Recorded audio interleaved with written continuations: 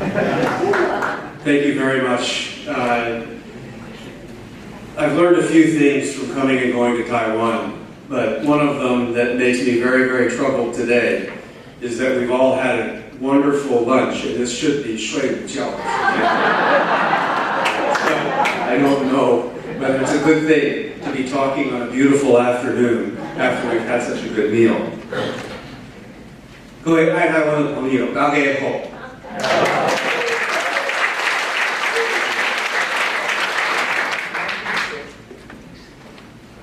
There's a lot that I would like to share with you. I just watched Xi Jinping give a 3-hour speech, so relax. Only 2 hours and 58 minutes to go.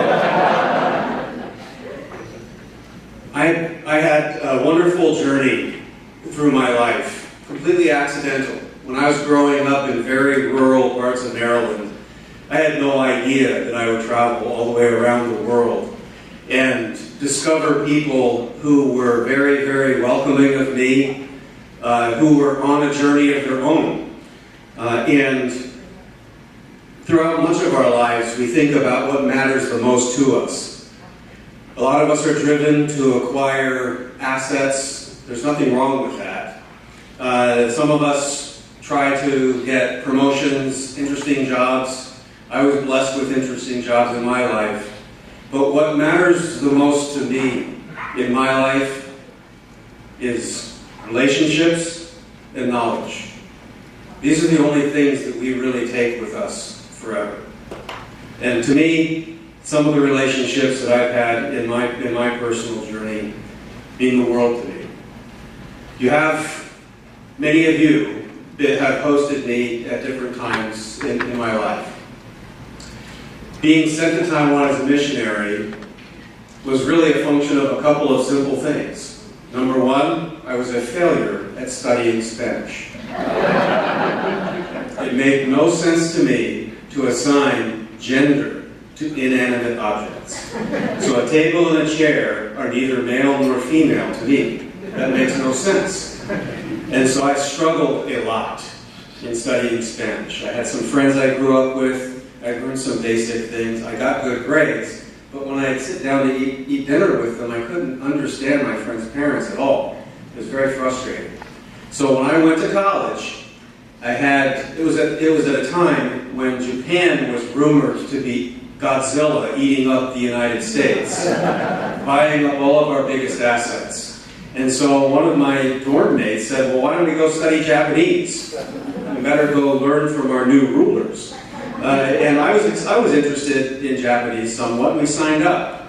Lo and behold, we came back to our dorm, and there was a young man who had just barely moved in from Kobe, Japan. And so I go over and say, Cyril, welcome to the dorm. We would like you to help us study Japanese. Is that okay with you? He said, sure, I'm from Kobe, Japan, but I was born in Taiwan, and I'd rather you learn Chinese. Okay. Haven't started yet. So I took the textbook back, returned it, signed up for a Chinese class. And this Chinese class was smaller, so that was better. Opened up a book. It smelled terrible. It was different kind of paper. And in the 1980s, this was from the Beijing Yuan Xueyuan. And so the Chinese paper was really terrible. And I didn't know what was wrong, but I was interested in learning. And so you start out with very basic things, all in Romanization. So I thought, I thought this was going to be hard. This is just alphabet with some lines on them. It's like reading music. It's okay. I got from lesson 10 to lesson 11 and turned the page. It's all these characters. So, oh no, what have I gotten myself into?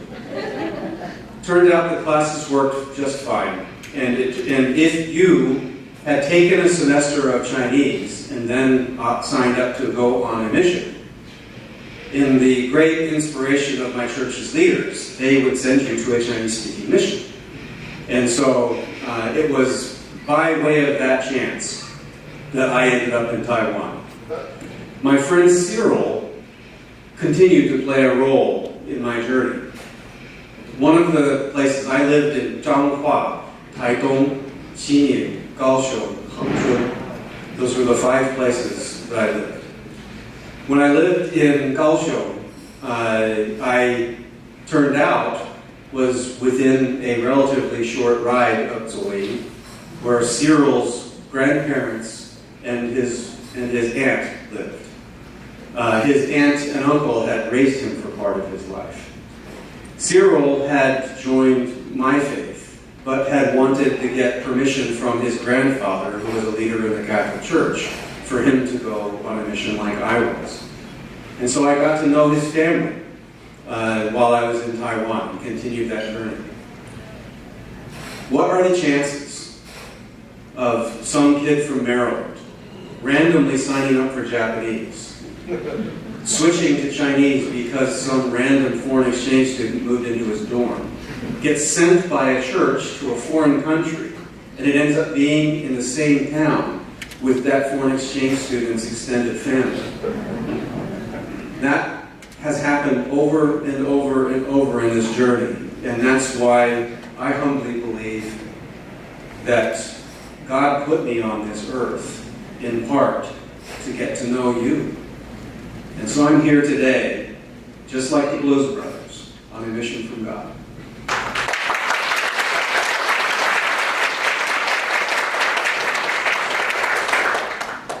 Some of the relationships that have meant a great deal to me was mentioned earlier, the Society of Akwe. I was originally named Ye Shuo. Doesn't sound very Taiwanese, does it? Well, my first Mandarin teacher gave me Ye because it sounded like Yates. And then Shuo, sort of like Steve, not really. But it was Shuo, Shuo, Shuo. And so maybe she knew that I was going to study a master's degree. And then when I was sent to be a missionary, my missionary teachers thought this Ye Shuo just won't do. Because if you're going to Taiwan, you have to have a 3-character name. And so they gave me the name Yin Wang Hui. So everyone that was in our group of missionaries that went to Taiwan at the time, the middle character was Wang. So one of my friends is Wang, and I was given Yin Wang Hui.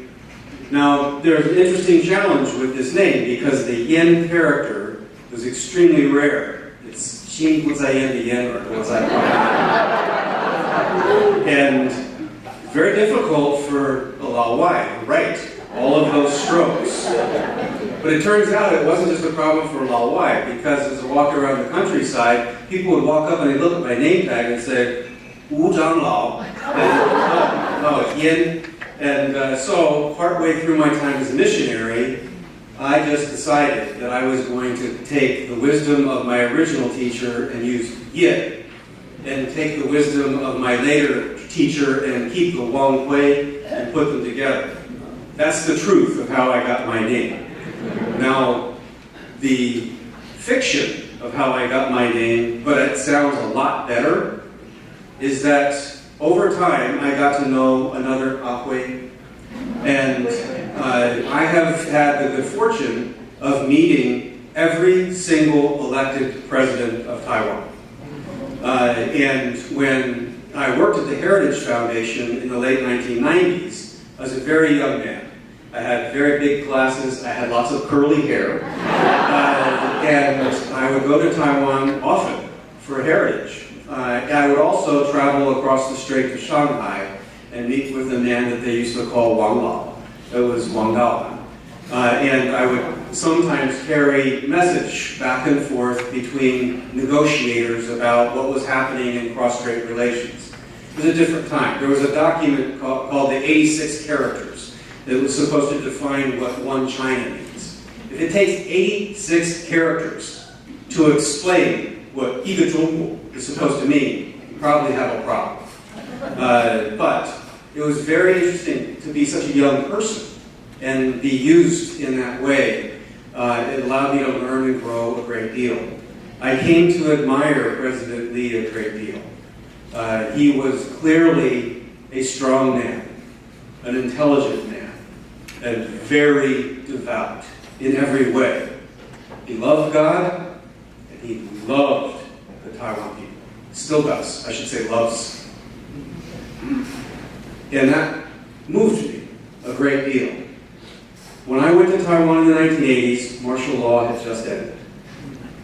And I was told that I was very lucky that I was going to go see the real China. Because the fake China was communist China. The real China was this place called the Republic of China. I was confused from the beginning. Because when I was sent to get my visa, I was sent to a place called the Coordinating Council for North American Affairs. What the heck is that? Where is that? Sounds like I'm getting a visa to go to America. I wondered whether someone was taking my money and giving me something fake. Because it just didn't make any sense at all. But that's where I got a visa to go to the real China. And then I was sent to southern Taiwan. And after martial law, and as the Dangwai movement became legal, and as people began to feel more comfortable speaking openly, I was sent to Tainan County, and I visited for 8 months a town called Matou. And in Matou, there were a number of people that I came to know who had had family members disappear, family land taken from them, and this was nothing like the story of the real China or free China that I was told about before I went. And so I learned for 2 years wonderful and sometimes disappointing living histories of what real people had gone through in Taiwan. I was born in 1968. It was a year that America was literally tearing itself apart. We were losing tens and tens of thousands of our young generation in the war in Vietnam. There were cities literally on fire because of riots and disorder and discontent. No matter what you think about America today and the divisions that we have, and we do have some, it is nothing like 1968 was for the United States. I felt like growing up and watching my own family come out of that time, that in Taiwan I was watching people come out of some of those experiences too. Where people had sacrificed a lot, where their government may not have told them the truth. And they were seeking their own path. I was very idealistic. To this day, I'm probably guilty of being too idealistic on this. But what a blessing it was to see the unique example of a people moving from martial law to liberation, to legalization of political parties, to direct elections at limited levels, to a direct election of a president, to reform of your legislature, changes of political party in leadership in the presidential office, and now even a change in the majority in the legislative branch. What an incredible journey. No matter what any of you or any of us think about the shortcomings of Taiwan, or how poorly it may be treated by the international community, those things are true. But as we go through life, let us not dwell on what we do not have, but take joy in what we have. Think of what the people of Taiwan have today in 2017, compared to what the people of Taiwan had when I was there in 1987. And some of you, even before that. Take joy in seeing this beautiful flower bloom. I think it's one of the great miracles. We look around different regions of the world, you tell me any other example of this kind of change, this kind of progress over a few decades. I can't think of a single one. Literally every political science student and professor in the country and the world should be studying this because of this unique example, this unique journey. and I've been tremendously blessed to be a part of it. So, President Lee was very kind to me. I could go on at length, but I'm not really going to take 3 hours. President Tsai, I had an opportunity to know her when she was an advisor to President Lee briefly. I'd come to know her when she was an advisor to President Chun. She was among the officials that would visit Washington, D.C. when I worked in the White House, and every time a senior delegation would come from Taiwan, I would always make a point of leaving the White House to go meet them. It made me angry that some bureaucrat somewhere made up a rule, not a law, not a policy, but some rule that somehow it made a difference whether I was meeting with a leader from Taiwan in my office, or in a conference room, or at a coffee shop, or at a hotel, or outside of DC. We have literally stupid rules that say some Taiwan leaders can't come to the United States at all unless there's some kind of, I don't know, dispensation from God. We have some leaders, they can come to the United States, but don't go to DC, because somehow it will make a difference if you meet in New York, or Houston, or LA, but no, you can't go to DC. And I don't know of hardly any other places we say this to, so some creative bureaucrat came up with this. But every time a leader of Taiwan or an appointed leader would come, I would take time out and I would go and meet with them and hear how things were going. It was a pleasure to work with Tom DeLay when President Chun visited the United States. And notice the word I used. I didn't use the word he transited the United States. President Chun visited the United States. And you know what? That's not that big a deal, except it's pathetic that it's a big deal. But it was a great visit. He was able to go to Texas, of course. I don't want to insult California, but everyone in Texas thinks it's a big deal.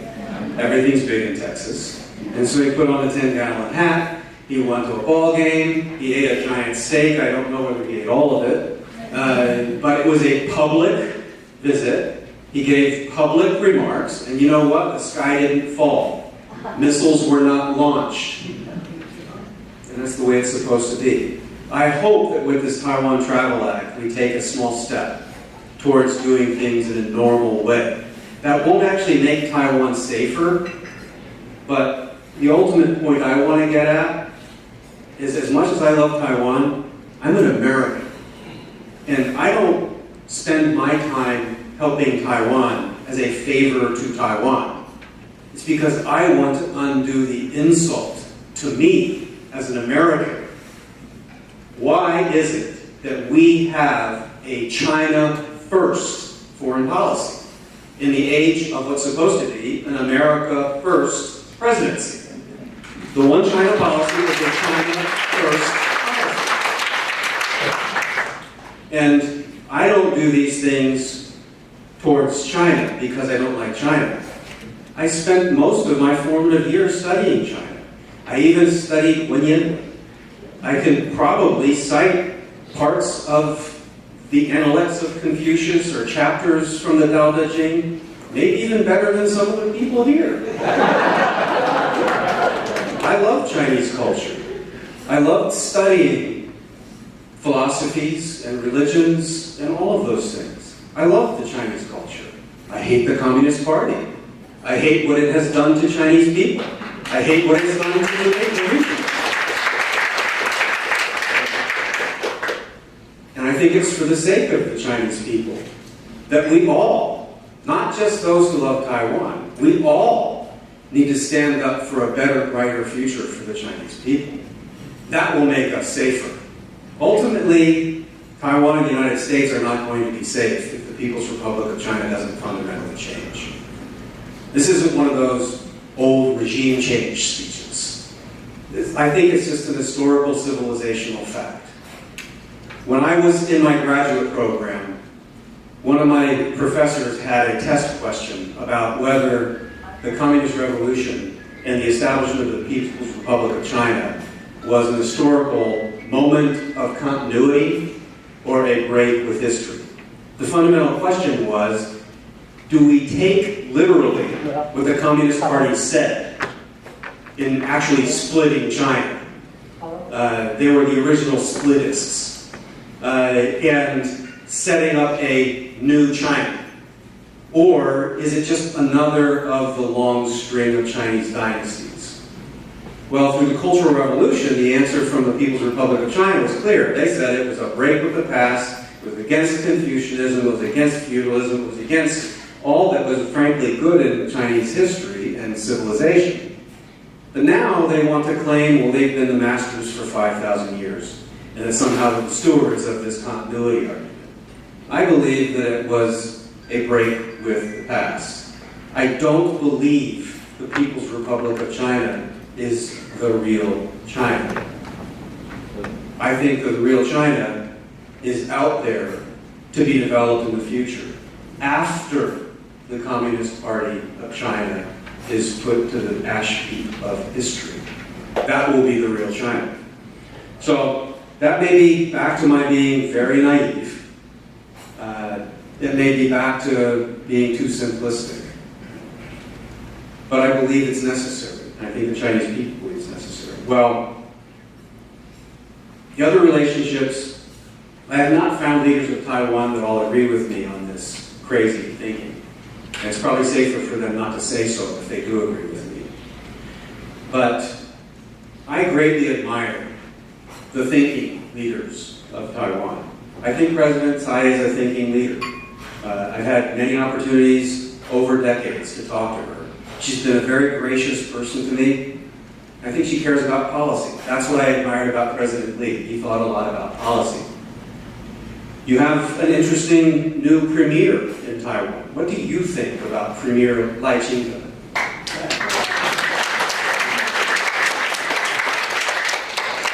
I think he went to a small school called Harvard. That makes me question whether he's going to be a good premier. Now, Hopkins would be better. There's something about Harvard I don't know. But here you have a premier that goes before the legislative yuan, and when someone asks him a question about the Constitution of the Republic of China and Mongolia and wherever else, he doesn't fall into a trap. He's thought about these things, and instinctively and quickly, sort of like a kung fu master, takes the blow and shifts it over. Well, of course you don't think I control Xi Jinping, do you? And leaves it at that. Very, very effective. I admire the thinking leaders of Taiwan that do that. There are many other friends that I've been blessed to have. You have interesting mayors who are the next generation of national leaders in Taiwan coming along. One of them that I've known for a long time is Taichung Mayor Li Jiabao. And I have been an advocate for a program of leaders in Taiwan engaging the states in the United States. And Li Jiabao is the very first Taiwan leader as part of this effort to come to the best state in the United States, Idaho. And he came to Boise, Idaho, and he met with the governor and other leaders, but he also went to Micron Semiconductors, which is based in Boise, to thank one of the largest, well, it is the largest investor in Taiwan. The largest foreign direct investor in all of Taiwan is from Idaho, and it's Micron Semiconductor. And so the mayor came to the United States to thank the largest investor. That's something that every Taiwan leader should do when coming to the United States. It's wonderful for them to come and meet with a friend like me or friends like you. But what we need are leaders of Taiwan to come and thank and encourage those who are invested in the economic relationship between Taiwan and our several states. That will get to one of my bottom lines here, that I'll get to eventually, of how we build a strong political foundation for U.S.-Taiwan relations. Before I go any further, though, there are other relationships that I want to pay particular respect to. A lot of the people who have supported me and helped me grow have experienced tragedy in their lives. in the 1990s, when I was at Heritage, I would get invited from time to time to go to Fapa and TAA and other gatherings from time to time. Many of you forgot that because I had that curly hair in classes and didn't know it was the same person.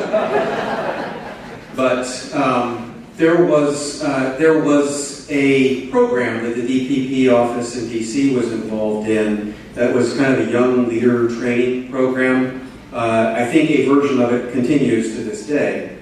And there was a young lady that was a lawyer from North Carolina that had participated that year.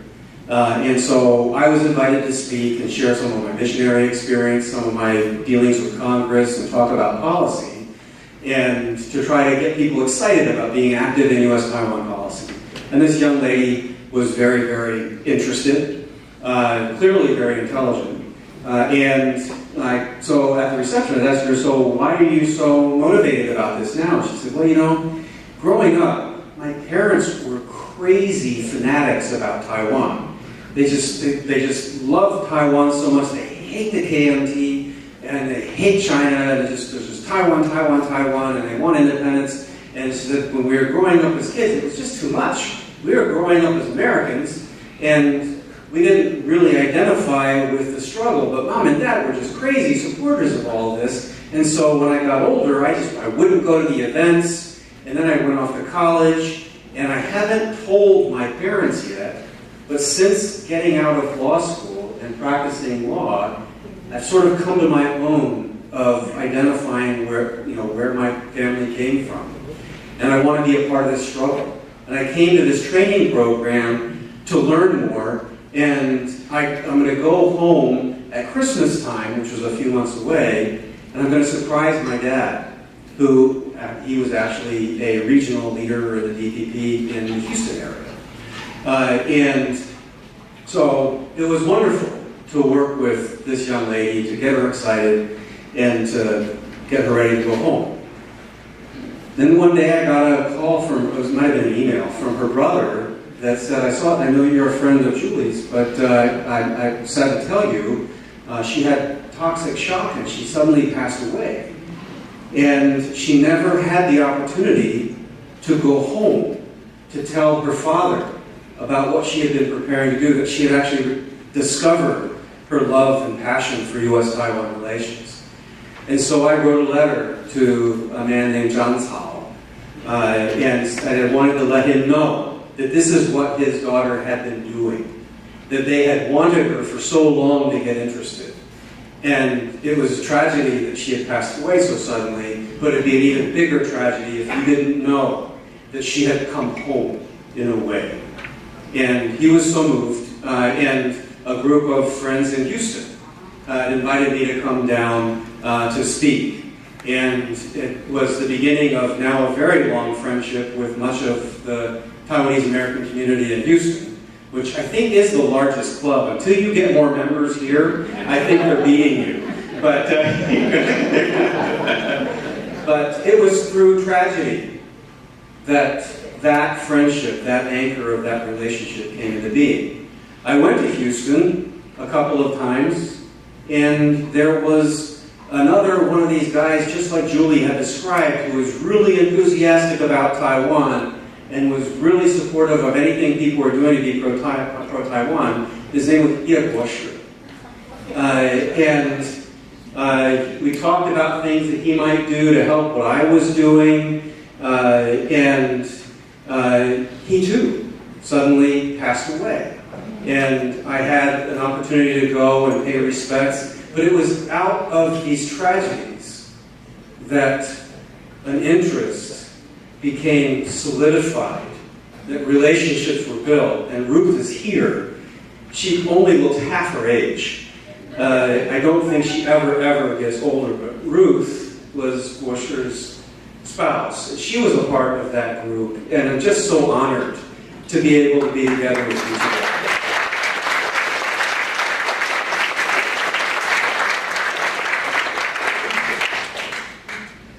So, those are the things that matter most to me. That's my why, about why I'm involved. I have been loved, and I love back. And that's the foundation of what we do. Definition of a meaningful life to me is to serve those who serve others. Serve those who serve others. And if you do so, you will live a life of joy and fulfillment. So, that's all the nice part. Now we have to get to the nitty-gritty of politics. Not the nicest thing to talk about. The political foundations of support for Taiwan. Fapa DC has done tremendous things over the years, and the United States Congress has been an important political backstop for the desire of 50 years of bureaucrats wanting to switch the United States wholly to this China First policy. I won't even use the words one China. I'm just going to call it the China First policy. And Congress was the political backstop for that. I think we need to continue doing that. But we have to recognize that there's a bigger part of this challenge that's beyond DC. So, during the Cold War, why did a lot of Americans sympathize with Taiwan, or free China, or the real China, or whatever anyone wanted to say? Was it just because Madam Chiang Kai-shek was an attractive diplomat for the geography? I don't think it was really like that. It was because a lot of Americans, like me, viscerally identified with oppressed people and wanted to stand up against the expansion of communism.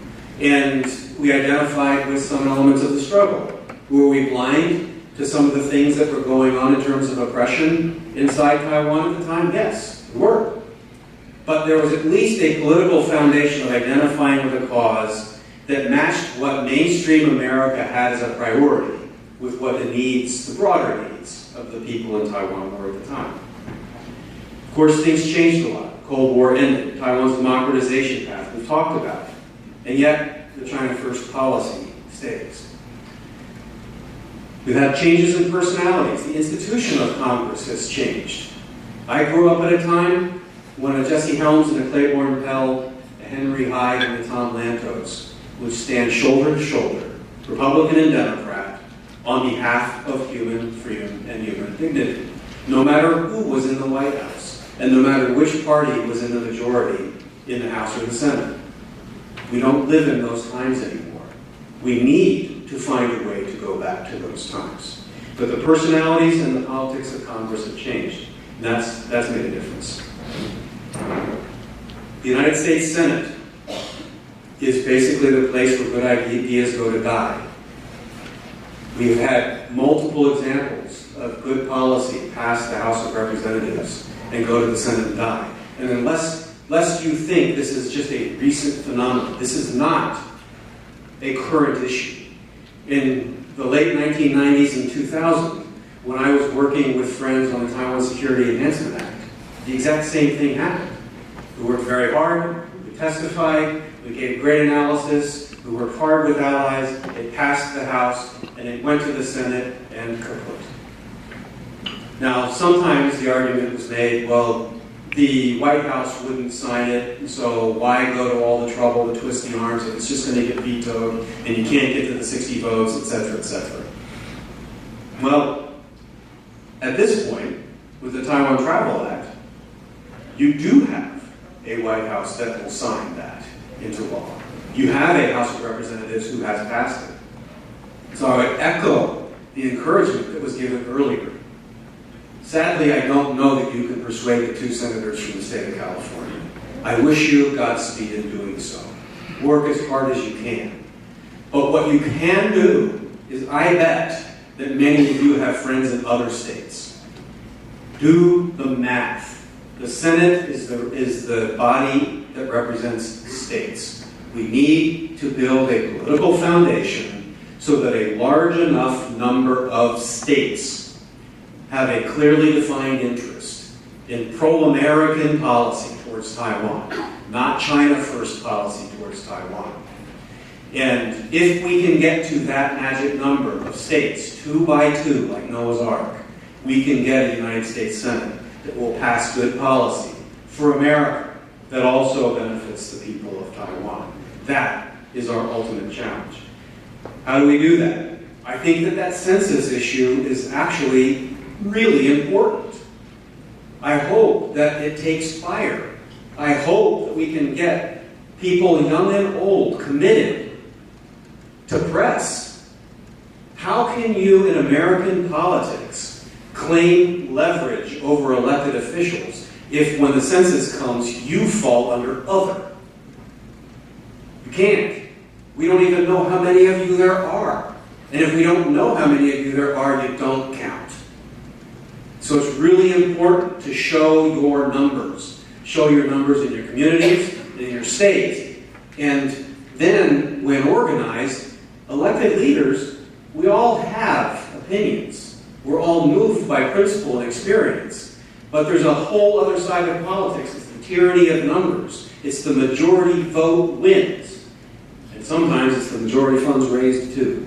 But you've got to have the numbers working on your side in as many states as possible for us to get leaders in the Congress, especially in the Senate, that will begin to move the kinds of policies that I believe in and that you believe in. And there's a lot of things that we can do in that regard. I'm not going to go through all of them today because it would be at that 3-hour talk time, maybe even longer. I also want to listen to you about ideas you have about this.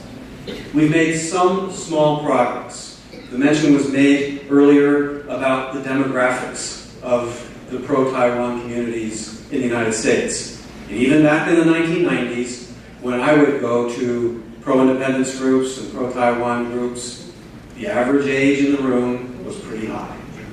And it was one of the stories of first-generation migrants who were very, very passionate about the politics of where they came from. And the second generation of those migrant families identified more with where they were raised. And they didn't have the same plug-in. And it takes work to make sure that this transference of passion and purpose goes from one generation to another in families and communities. We made some real progress in that. I love the opportunity to talk to the young leaders that Fapa and other groups bring together.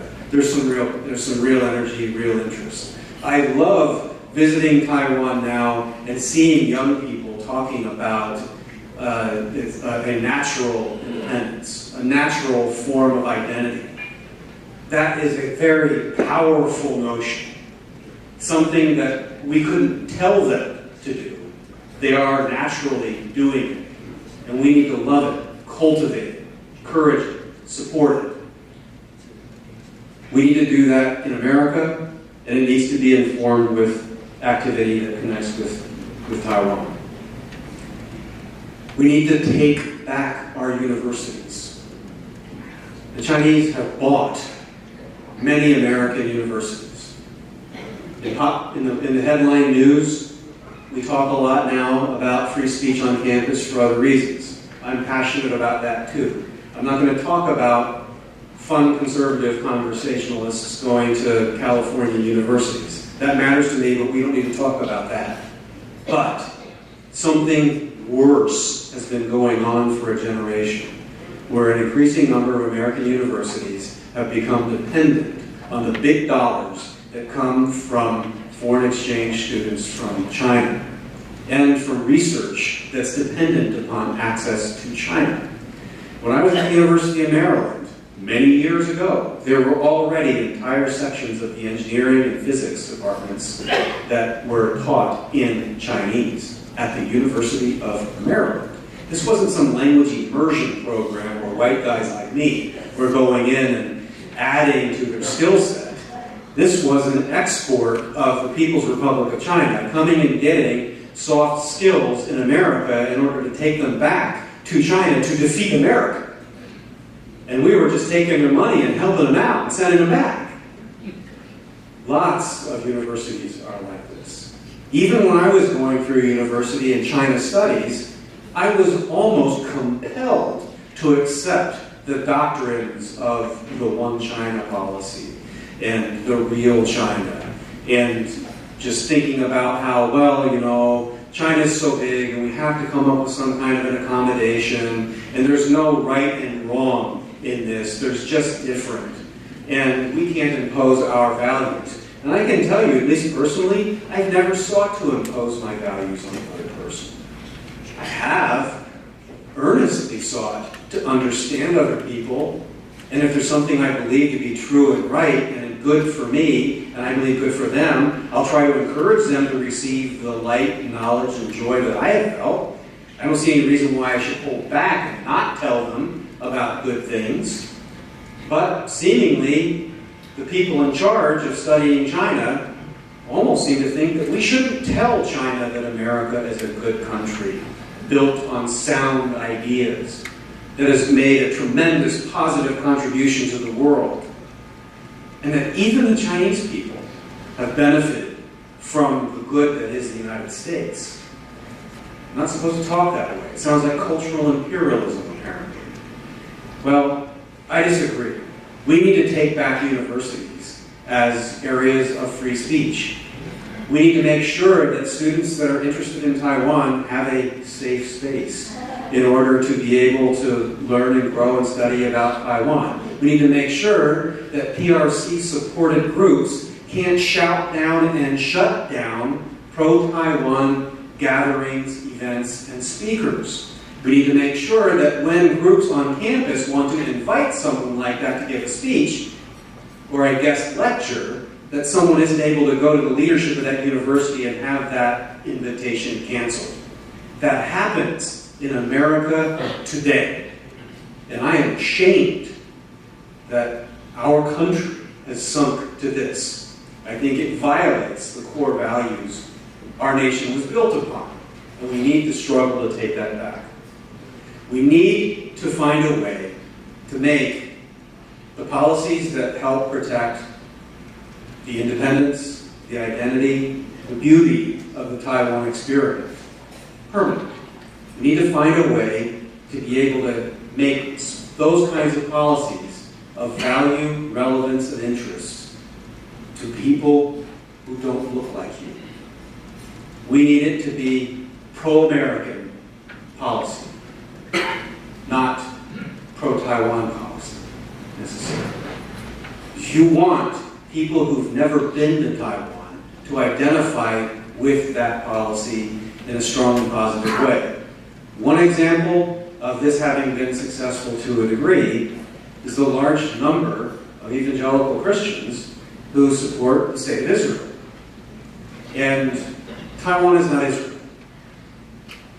Just simply, it isn't. You didn't know that, but it isn't. But the principle applies. Find a way to cross over into some kind of mainstream appeal. We need to do that. We need to do that. I believe it can be done through churches. I think it can be done through fighting back and taking our universities. I think it can be done by each of you getting more active in whatever political party you choose in the United States. I know politics isn't everyone's cup of tea. And I know not all of you are going to follow the wisdom of going into the Republican Party. You should, but I know some of you might be Democrats. I guess it's okay. But we need both of the political parties in the United States to have an active voice for pro-American policy. Not China first policy, pro-American policy. That happens. That happens when you engage in your county central committees, you pass resolutions, you participate in the state central committees, and you pass resolutions, you participate in the national party, and you write some of that language into the party platform. You use that language and those political activities to pressure elected leaders to follow your own party's platform in this pro-American policy. We're not going to get where we need to be by staying in our own communities and in our safe space. I need each of you to take at least 1 or 2 steps out of your comfort zone and build out those networks. Many of you may have already, you just didn't tell me, and that's okay. You don't have to tell me. But that's what I am prepared to do together with you. Because my journey has not been a Taiwan journey. My journey's been an American journey. But it's been an American journey that fell in love with a very wonderful part of the world that still struggles. And I want to stand by good friends and good people so that they overcome that struggle. I think together we can do great things.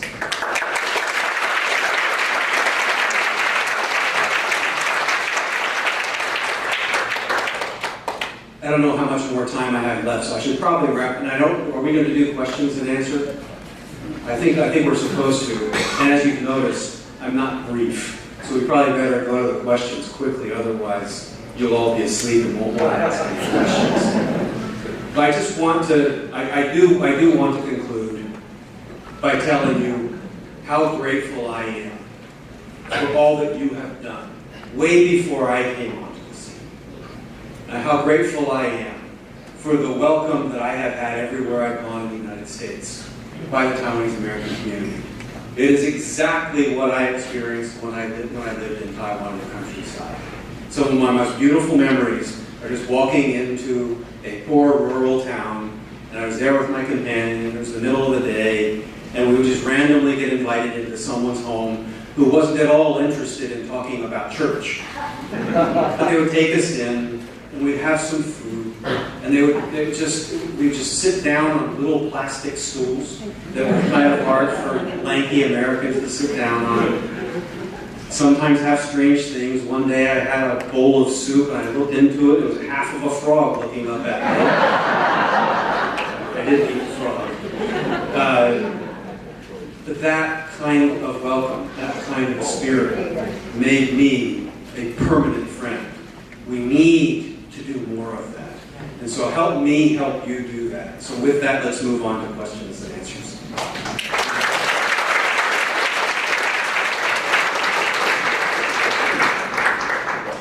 Now we have about 10 to 15 minutes talk for Q&A. There's 2 microphones by the stage to the front.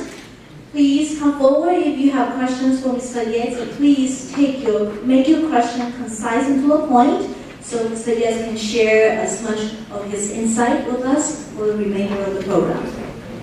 I see one hand from the Friends of Taiwan. Yes. You are real friend of Taiwan. Real friend of Taiwan. However, I try to express my feelings about you. I feel that you are my relative. Thank you. Let me tell you the story.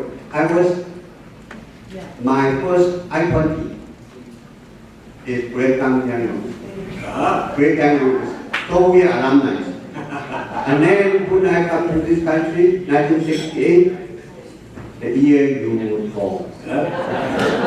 Anyhow, I admire your to Taiwanese patients. One question actually, always in my mind. When the U.S. government will abolish one China policy, that is outdated for 40 years. Since then, Taiwan changed it up. Why still have one China policy? Right. Well, I have struggled with this for a long time, and there have been many conferences and seminars on this topic. And so my grandfather was a country doctor, and he would tell me, I'm mindful there might be a doctor or two in this crowd. Somehow Taiwanese parents like to have children become doctors. But my country doctor grandfather would tell me, he said a lot of times complicated things would present themselves, and you would come up with a diagnosis of omission. You wouldn't know what was actually happening, but you could eliminate what you knew wasn't happening. So let's do a diagnosis of omission on how to change the One China policy. We know that holding conferences and seminars alone is not going to end the One China policy. We have had resolutions passed in the House of Representatives. We know that that will not end the One China policy. We have had Taiwan go from martial law to full democratization, and we now know that will not end the One China policy. We have had administrations, Republican and Democrat. We know that that will not end the One China policy. I'm not trying to press you, but we have lived together with multiple things being tried. This is a little bit like the North Korea nuclear problem, where the list of things that have tried and have not done it is long. And so we need to be mindful of not believing that by doing more of those same things, we'll get a different outcome. It's not that those things were wrong or bad. I support the idea of having conferences and seminars. For heaven's sake, I spent 5 years in a think tank. I support the idea of resolutions that stand for what's right, but we know that that hasn't been sufficient. I believe that the starting point to do that is by using some of the words that I tried to use today. Stop calling it the one China policy.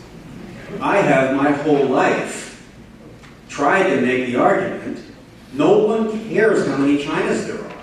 If you go ask average Americans, this one China stuff makes no sense in English. And it's offensive to me as an American that we have a foreign policy that makes no sense in English. Well, you go down the street and someone says, how many Chinas are there? You're going to say, trick question? It is. But it was one China, of course. Yeah. And what about Taiwan? Is Taiwan part of China? I never knew Thailand was a part of China. Well, that's only part joke. But the way we begin to change it is to get to the heart of what a lot of American voters think about and care about, what makes them move. And that's why I think if you speak in terms, you don't have to like or dislike Donald Trump to know that if you can simplify things to emotionally driven short slogans, you might begin to change thinking and behavior. And if we start referring to this instead of the one China policy as the China first policy. Because it is. It is. Henry Kissinger made a concession and then began to define American policy towards China in a China first way. And it's endured ever since. The arguments against changing the one China policy from inside the United States government have always been, oh no, this policy promotes U.S. national security interests and peace and stability in the region, engagement with the Chinese people, expansion of a trade relationship that over time would have a normalizing effect on Beijing. And at some point, we will evolve our way out of this dilemma. Well, again, back to my granddaddy, country doctor, diagnosis of omission. That is, I think, in technical terms, horse hockey. It's not true. They haven't evolved out of the nature of their state. So, you have to start talking about it as the China first policy. That America should not have a China first policy. America should have a foreign policy that makes sense in English. That Americans should be able to tell one another, this is what our policy is, and these are the American objectives it aims to address, and not say, well, we have a one China policy that's aimed at peace and stability. Peace and stability is what the weak want, and the strong are happy to see you want it. Because if you just want to have a passive policy, the aggressors just say thank you. The desire for peace and stability has led to islands being created in the South China Sea. The desire for peace and stability has led to thousands and thousands of missiles being added opposite of Taiwan, but also Japan and the United States. The desire for peace and stability has led to the vast majority of the countries in the United Nations permanently being bought off in a pro-authoritarian way. We're going to have to think differently. We need to get people to talk differently. That's at least in my mind, where I think we begin to push back on China. It's never going to change because a group of people in the State Department want to change. They don't. It's only going to change if the grassroots of America, linked in with the political parties, linked in with the Congress, force change. So that a future president of the United States wanting to run for office, just like when they all have to go before AIPAC and say where they stand on Israel, they're going to need, because of our activism and our effective communication, they're going to need to say that they're going to stand for a pro-American policy. that they're not going to stand for a China first policy. And so, to me, that's a start. Whether I'm right or I'm wrong, I want all of us to work together on creative ideas that move the conversation in that direction. Sorry, that was too long of an answer. It probably makes it so you want to ask it.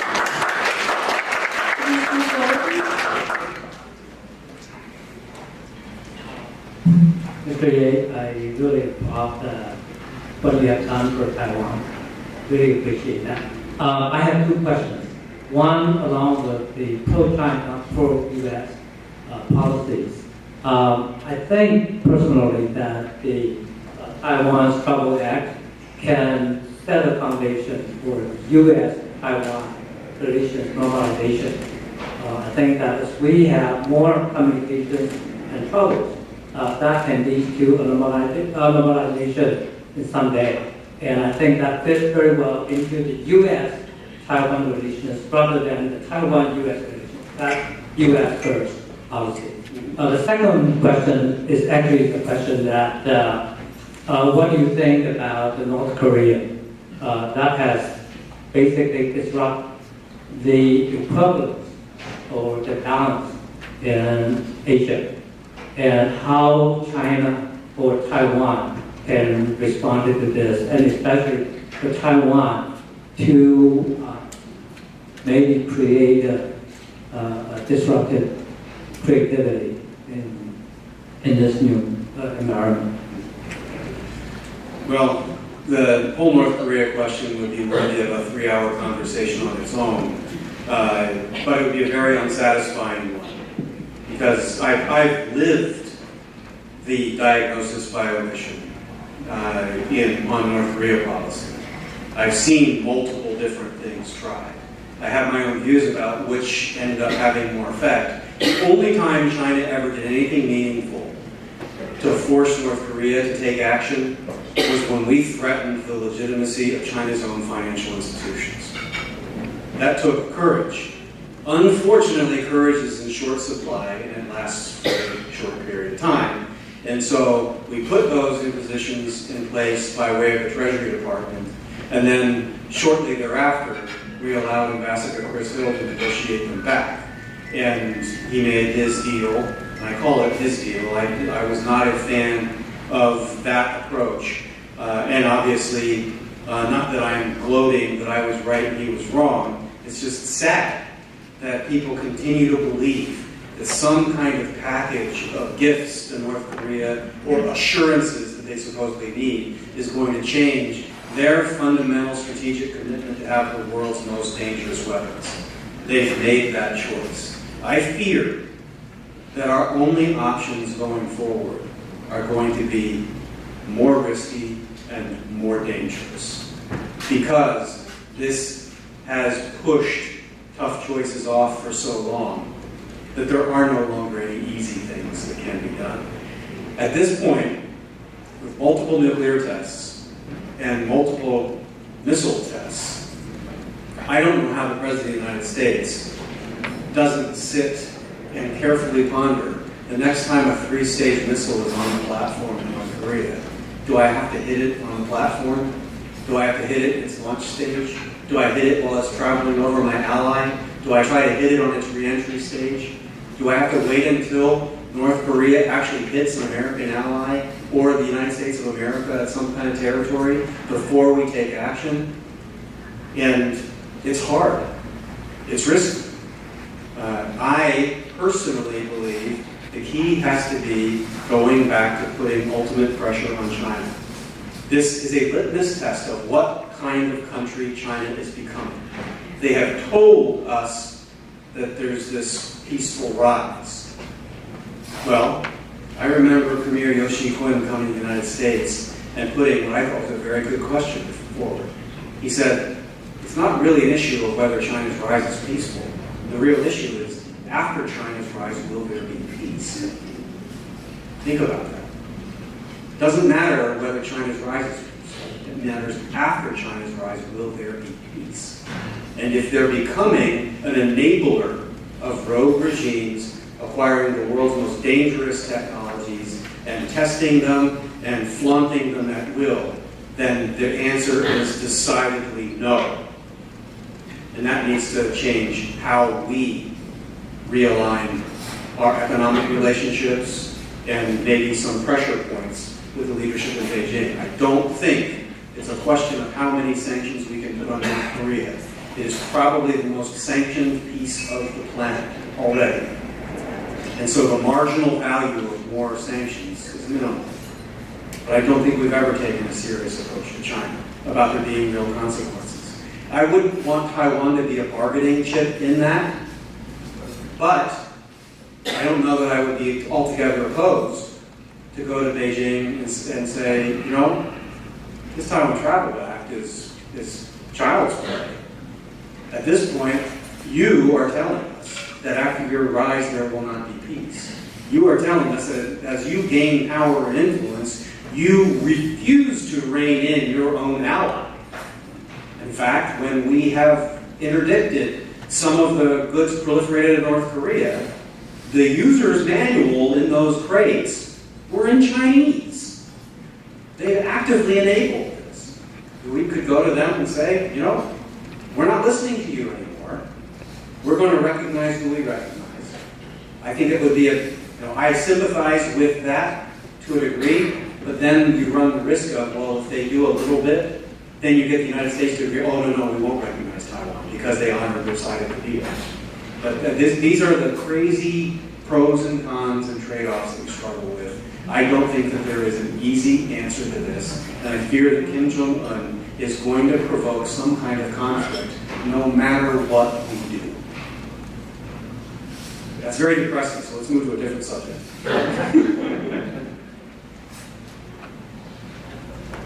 Dear Professor Ye, would you allow me to ask you a question in Taiwanese? You can ask, there's no guarantee I understand it. Well, if not, then we would ask President Tsai to invite you back to Taiwan to learn Taiwanese. Yeah, that's fair enough. Fair enough. Okay.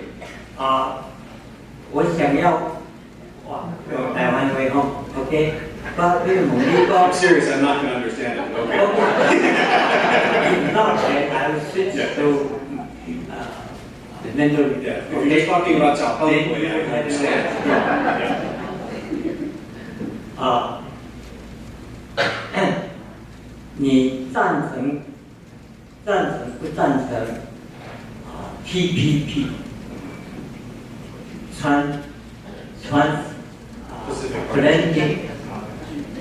Partnership？ OK， 你赞成不赞成？我先问你。 Okay. So the first question, the simplest answer is I don't care about TPP. I was okay if TPP passed. It would have made a small improvement in some of our relationships. I don't think it would have hurt the United States the way it was talked about, but I also don't think it was going to help the United States as much as many of its advocates said. So, to me, it was not the beginning and the end of trade policy. OK， 好，那但是对台湾的经贸，你觉得没有影响吗？ I don't think that TPP had an impact on Taiwan for the following reason. Taiwan was never going to be allowed into TPP. I know that in principle, people said yes, it could. I know that in principle, Taiwan was encouraged to negotiate with the United States on these things. But conspicuously, the United States never was committed to passing it through Congress. And Taiwan was pushed to the second round of entrance into TPP, which puts you at risk of being put to the third round or the fourth round. And as I have seen kind of the organic nature of these groupings, China's influence over the membership of these groups starts to dominate in a way that they come to Taiwan and say, you don't really want to be a member, you just want to have meaningful participation. And so I may be wrong. I'm not saying what is right and wrong, but from my point of view, I saw a system that if Taiwan couldn't come in at the beginning, then there's a big, big risk that Taiwan was never going to be allowed in. And it was sort of like with the WTO accession process. Taiwan and China entered at the same time. And it was lucky that that was held together. Because if China had entered first, Taiwan would still not be a member of the WTO. 有一些人事实上有很多人都觉得说这个TPP 应该是很重要，就在这个时候，因为否则中国就会把所有这个市场都抢掉了。对很多人来讲，这是很明显的道理，所以很难了解为什么美国不赞成。另外的就是说，你也知道日本也很失望，所以他也想要事实上跟西班牙来研讨，来后面 substitute。所以这样你觉得这个会成功吗？要是没有美国参加，会成功吗？ I hope that it does. But in principle, there is not a meaningful difference between the value of bilateral negotiations versus multilateral negotiations. Some multilateral negotiations yield big rewards, some don't. Some bilateral negotiations yield big rewards, some don't. And what the Trump administration came in doing was kind of casting aside all of the multilateral negotiations in favor of bilateral renegotiation of trade agreements. We can academically debate about whether one is better than the other, but if my hypothesis is accurate, that Taiwan being kept out of the first round of entrance into TPP, it may have been kept out forever. Under current circumstances, Taiwan has a green light to negotiate a new bilateral trade arrangement with the United States. It can say yes to this different approach by a new administration and say, okay, we wanted to join the multilateral, but if you say you want bilateral, we're interested in bilateral with you too. And you can do the bilateral with Japan, or let Japan and Australia step forward. I think that there is some net value in other countries that are free, democratic, capitalist, are willing to step forward and take leadership roles. I don't think that threatens American leadership in the world. I don't think it threatens the substance of what the outcomes could be. We have come a long way if we think about where Japan is on trade. Because Japan has historically been one of the most protectionist trade negotiators. Industries protected, commodities protected, and Japan was one of the outliers that TPP was trying to loop in to try to draw rates down. I do see value in a multilateral agreement like TPP if it was going to be able to consolidate those gains with Japan.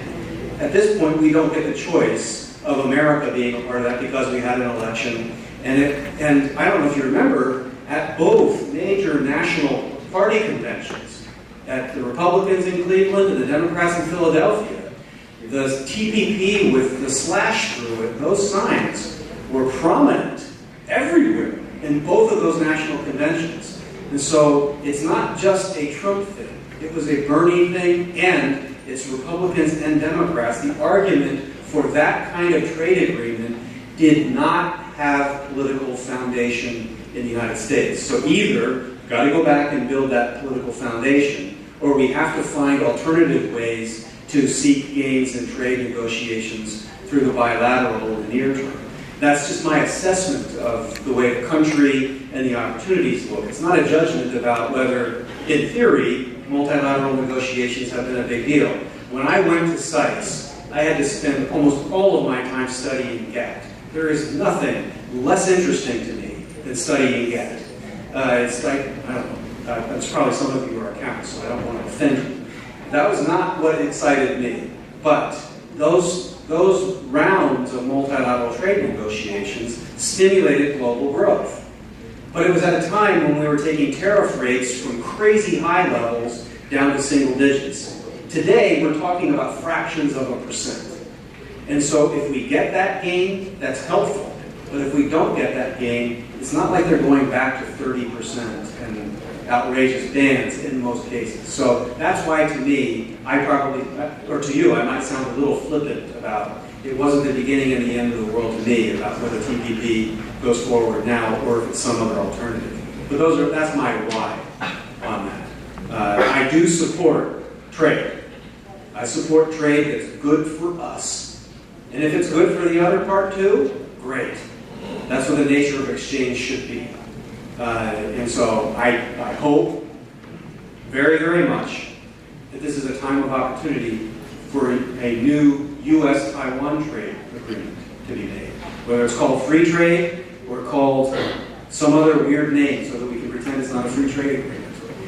But I support the idea of a U.S.-Taiwan trade agreement moving forward right now.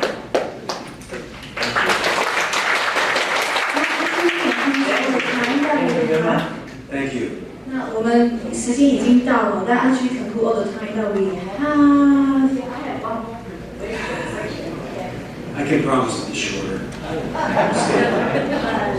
Your lecture is very educational and inspirational. And I suggest you open the class for the Fapa new generation to learn more U.S. foreign policy and public affairs. They will help us to know America and Taiwan and China better. We can do a Taiwan Center at Boise State University. One burning question from this gentleman and maroon ties, and for the rest of anyone else with questions, maybe we can continue in the hallway. 不用说，我是来自台湾的美国人，我也是海边。我现在问你的是美国和中国关系，因为我对美国、对台湾都相当很了解。我现在在问你一个问题，说在2次大战前的英国的首相对德国的时候是很容忍他们，所以说才造成后来对德国的这种容忍产生了2次大战。那现在的美国的川普总统，再过2天要到美国到中国去，我知道现在的习近平在测试我们的总统，他的忍受度是到什么程度？他如果是说和以前的英国首相那样，对他的联邦不是很坚持的支持的话，那有一天，假如说情况这些友邦边缘都被破坏了，都被摇动了，那中美之间的关系也是面临了很大的问题。那你认为我们现在这个政府能不能像过去那么坚持的守住我们这些友邦？不是只有台湾，台湾是其次的，是整个的皇会的力量，他现在用北韩在测试。那我不晓得我们的政府在这种忍受度能不能抵抗过，都是要面对到，因为我知道中国人的思维。因为我是来自中国的教育，我知道他们的想法，他们是用软硬双向在做事，不是像俄罗斯那样，也不像德国。那我会把这个信息传输给你说，中国人是用很软的方式，用铲屎的方式在处理，等到你不行的时候，他吃你，那你怎么样？ Thank you. That's also, it seems like a simple question, but it's not. But it's a good question. In general, I am not worried about this administration's relationships with allies, because I have witnessed with my own eyes and ears that what gets talked about in the dominant press is not what my friends that are currently in government are saying and hearing. And so when people talk about the administration undermining or weakening alliances, I hear from friends in Japan that are very, very happy with opportunities to talk about different kinds of security relationship. I think that it's very, very complicating for China to have more independent-minded allies of the United States. It's a lot harder for China to deal with an independent-minded Japan, Korea, some in Southeast Asia, and then also have to deal with the United States. It's been much easier for China when it knew it only had to go to one capital to control their entire region. And if they could just control what the discourse was in Washington, then the junior partners in the alliances would just have to follow whatever the United States policy was. And that might be patience, which enables the lion to grow, or the panda, or the dragon, or whatever China is. So I think that there is a healthy dimension of this policy if it's developed the way I hope it is. I've lived through several administrations, and every single one of them has confusion and disappointment. And so this one will too. But every single one of them also has moments where good, strong decisions are made and good changes are put forward. And I think that there's an opportunity to rebalance a lot of these relationships in a way that makes it harder for China to push over its neighbors and to leverage the United States the way it has for 4 decades. That's my view. It may be simplistic and it may be wrong, but I believe it. 那我在你认为在未来的10年，中美的关系用这种方式在走，他们一直认为美国的国土在走下，他们在成长，他们一直在告诉他们的人民说他们一直在强盛。所以说呢，他们随时在准备战区的更改。那你不认为这10年里面会有一战？如果打仗起身的时候，真的是个战争的时候，我们的准备，像这样的政体，在我们这样的状况之下，有准备。Yeah, I'm not going to get into the business of predicting whether or when a war is coming. I will say this: there are 2 very, very strong anecdotes that weigh in my mind as I consider this kind of a possibility. Number 1, which is more likely? China declares war on the United States, or China collapses. And I actually believe that the Communist Party is going to collapse. Now, the other thing is, there is no force in human history more destructive than a legitimately provoked America. China will cease to exist should it really attack America, and Americans rally righteously in response. I think even some of the countryside people in China know this, but we have to work harder for more people in China to stop believing the lie that all is well with China, that its economy is all well, that its politics are all healthy, that its military strength is infallible and inevitably on the rise, because they have been imposing, 1% of their population has been imposing tremendous costs on 99% of their population for well over half a century. And I think that bill is going to come due sooner than their ability to declare a suicidal war on the United States, in my view. 但是呢，我们的问题是这样，现在的美国里面，我发现现在的美国和中国就像古希腊的雅典和斯巴达。所以说呢，中美一战，我的看法是中美一战。所以说呢，我不希望我们的国家里面有当火出来。OK， I understand. 最后一个问题。I'll keep my short. I like your speech about I'm a current student association of California. So I very agree with your opinion that to support pro-Taiwan policy, Taiwanese has to support pro-American policy. But in a very practical process of persuading the local politicians, like how do you persuade like a politician that in order to stand with Taiwan, he or she might have to conduct the short-term profit that China might offer. Just like, say, Wisconsin give up to China, therefore immediately became like a very big investment promise. But that is something that Taiwan will probably never be able to take on the table on this kind of strategy making. Like, what is your suggestion on people like us on making these local making connections with the politicians? Well, that's a very real challenge, and there's some serious research that all of us together should do in looking at where are the challenges and where are the opportunities.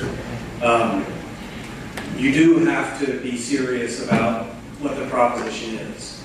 If you go to constituents in a community or a state and say, you need to give up $8 billion investment into the community by a Chinese company, they're going to say, why? You say, because it's not right. Well, it's right for my kids to go to school and for us to have food, so why? And you say, well, but there's this equal opportunity if we did a deal with Taiwan. Is there? If there is, what we need to be doing is coming with a positive opportunity of engagement and trade with Taiwan. There are actually large numbers of people in Taiwan with excess capital that are looking for places that they can safely employ that capital at effective rates of return. And we need to be finding the kinds of places where those funds can stimulate development in a community. And it doesn't have to be zero sum. It just needs to be enough that things that people see and that they value have a made in Taiwan component to it. It doesn't have to be the whole thing. It could just be a public library, and some benefactor in Taiwan, through some creatively named foundation, gives a gift to support a library in rural schools or a rural community. It could be something as simple, and I think this is serious, that the government of Taiwan and well-to-do people in Taiwan, there are a bunch of Mandarin immersion programs that are spreading around American communities in elementary schools. Why doesn't someone from Taiwan give free materials out there that teach real Chinese to those communities so that they know that they're beginning not just with traditional characters, but they would begin with content that doesn't say things like Mao Zedong was a great leader or some crap like that. And so there's soft examples that don't force the choice between giving up $1 billion investment just to be right by Taiwan. But we've got to be creative. We've got to find things that people will see and that they will value. And the economic relationship is not the same in every state. So like in my state, we have more trade with Taiwan than we have with China. China's catching up quickly. And just because it's more than we have with China doesn't mean we want to give up that trade that's with China. We haven't had to yet, but we would have to take that as a serious political force. But leave it to the Chinese to pressure Americans that way. I can only speak for the Idahoans that I know, that it would not go down very well in Idaho for the government and the people of China to try to blackmail us out of positive economic and investment opportunities with other countries. We don't like being told by someone else what we can and can't do, what we can and can't say. So let the Chinese engage in that discourse a bit and see how it goes. But before we get to that point, let's see whether there's these positive ways we can do interesting things to get into the minds and the everyday lives of Americans in the parts of the country that are open. I hate to say it, but where we sit is not one of those places. The coasts and the major cities are very, very pro-China. And they focused on it. So we can say, oh shucks, we've lost. Or you can say, there's a heck of a lot of the rest of the country with more votes in the United States Senate. Let's go get those places on board then maybe we can turn this tide. That's the way I think about the challenge. But you raise a very real issue. Thank you. That concludes our event today. Let us thank Mr. Yates with the loudest round of applause.